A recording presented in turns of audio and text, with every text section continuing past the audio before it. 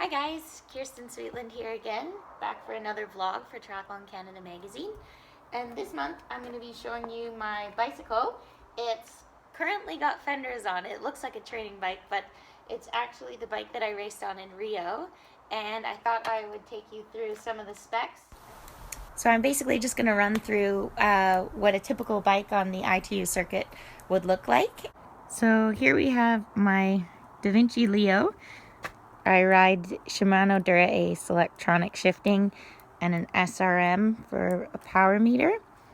I generally ride a 1225 cassette unless the course is super hilly like it was in Rio, in which case I would ride a 1227.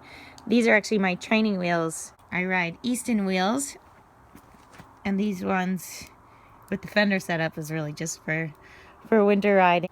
I also ride a saddle with the cutout in the center and the short nose so that I can be UCI legal in the measurements and get as forward as possible to save my running muscles as much as possible while I'm riding. The cutout in the seat helps to tilt the pelvis forward a bit more comfortably, and I think once you try that, you never go back.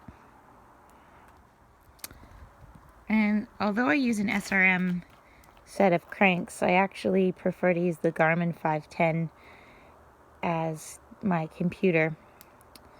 As you can see, the little addition my dad made to my stem before Rio, that stands for "Hills are my friend," which is what he used to say to me since I was a kid. So yeah, there is my ride.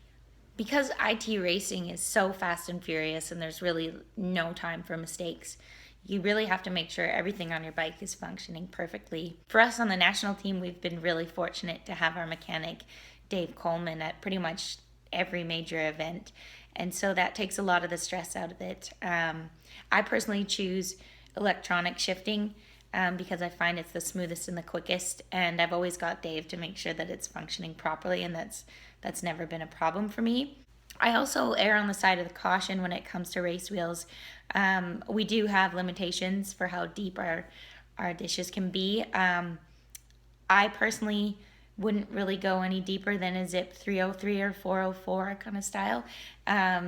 It's funny I use that example because I've never actually ridden a Zip wheel. I had an experience earlier in my career with wheels that were too deep for me in the wind, and I find for road racing it doesn't make as much of a difference as it does for time trials, and I prefer the lighter wheels and less aerodynamics because we're drafting anyways. Other specifics, I mean, when it comes to road racing, everything's a lot more simple, I think, than all of the details that come with aerodynamics when you're time trialing. I choose to not race with an aero bar. Draft legal rules require that the bar doesn't extend past the hoods. So that's pretty limiting, and I find it's when you're really crunched up that it doesn't actually help a whole lot. It's pretty much just as easy to get nice and low in the drops and have a lot better control. The way that the women's races are going these days, you can be in some pretty large packs and really tight to each other, and I just think from a safety perspective, and yeah, like I said, you can get pretty much just as aero getting low in the drops. So yeah, that's pretty much it. I hope that's been helpful. If anyone has any more questions, feel free to drop me a line on social media. I'm gonna get on this setup pretty quick here and do some work.